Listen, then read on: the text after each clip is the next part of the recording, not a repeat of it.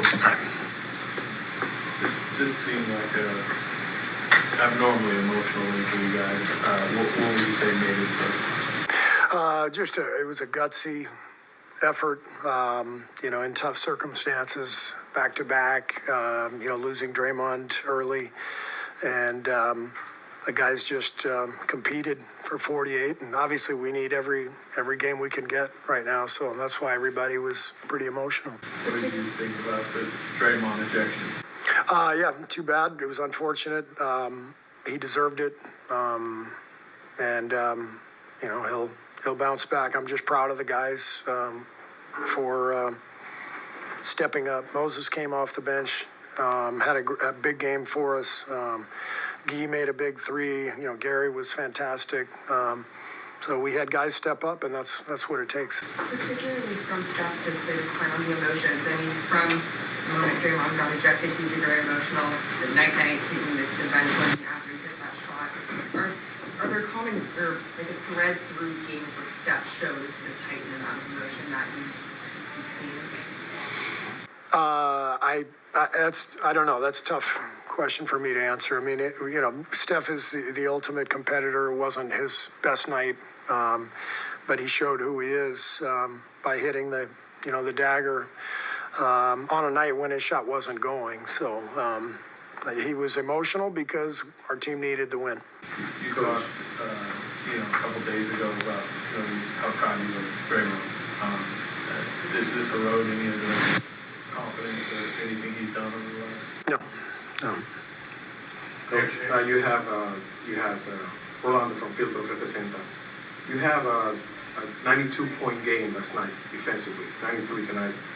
Has there been any adjustment? What was the approach for the guys mentally? And most importantly, when you miss Kuminga and Draymond leaves the game? Yeah. Guys, there was no adjustment. Guys are just playing really, really hard.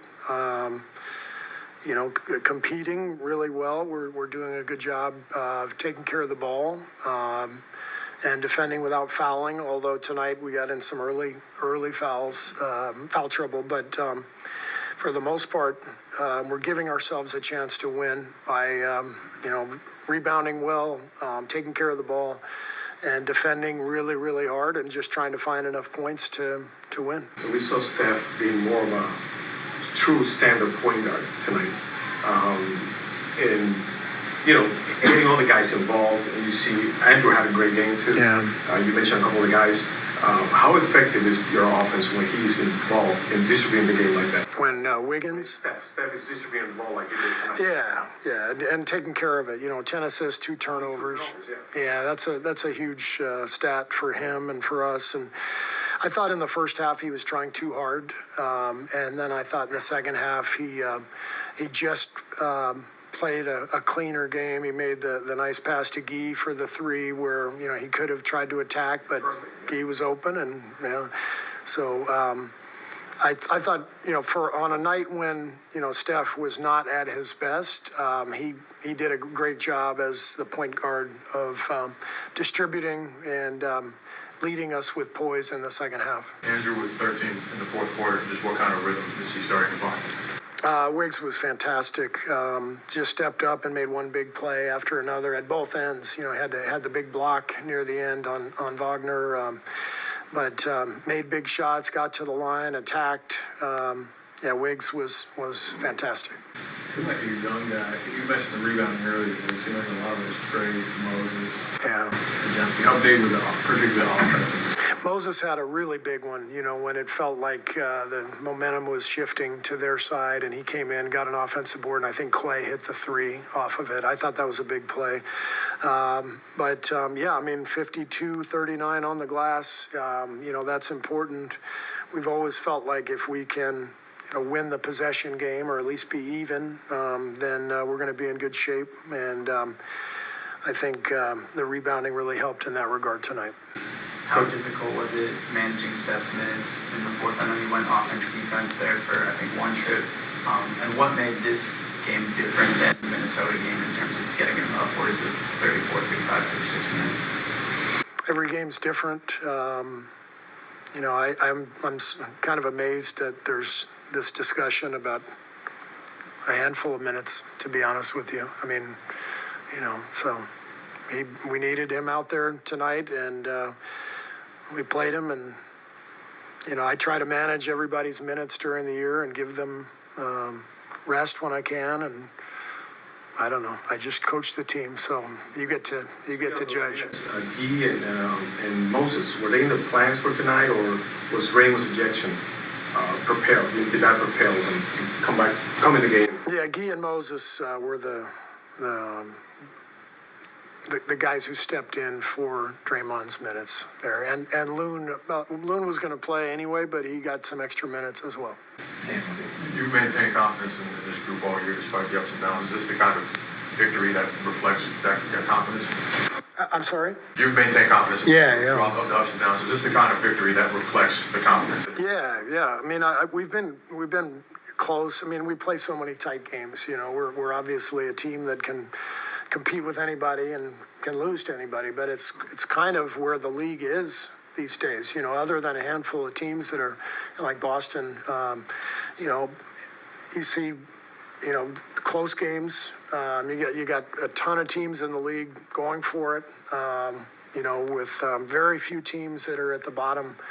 So there's just a ton of close games. We've lost our share, but we're also winning some, and so we're hoping that we can keep this thing going and close out the season with some more wins like this and put ourselves in a good spot.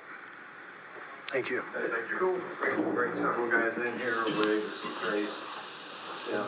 The team in the huddle when Draymond gets ejected. It's emotional, but that's just a part of the game. I feel like afterwards we reeled ourselves back in. We went on that run, and our team defense was really, really good during that stretch. How big rebounding advantage? I think it was like 239. How important is that aspect? Yeah, limiting them to only one basket or one possession, and then trying to steal a few possessions of our own. The greatest three-pointer is a kick-out three from a rebound, and so getting a few of those, I thought, were key for us. Is that about as charged up as you've seen Steph late in the game? Like, you guys kind of get over the hump? Absolutely. He had energy. He was engaged, and then when he gets to that level, I've seen it a few times this year, but obviously when you're in crunch time, when we're at the end of the season and we're trying to win every game, fight and scratch, and so seeing him do it now at 36 is crazy. Did you see him kick the chair? Yeah, I was right next to him. It's just energy. We know that you have shown your IQ, your basketball IQ in the court so far, but can you take us through the process of how do you prepare yourself to play with such great legendary players and being so young, and they trust you in important situations? What goes through your mind, and what have you done throughout the season to prepare for that? Just talking to them. I think that's the biggest thing. Learning what they like on the floor, and then communicating. Yeah, I think that's the biggest piece for me. And then watching film. When I was out, when I wasn't playing as much, seeing their tendencies, what they like to do, stuff of that nature. And when you get in the game, just applying it. I think having Loon and Draymond as mentors has really helped me as well. And just learn from them and try to go out there and do what they do. Trayce, what was it like watching Andrew in the quarter? Yeah, it was crazy. That's the Wiggs that we know and love, and we're just going to continue to give him confidence, because when he plays like that, we're a really tough team to beat. You lost one of the better defensive players in the NBA early, and you have a fantastic quarter. They shot 3 for 22 and scored 11 points. How do you explain it? I think it was just our help defense. Our shell was tight.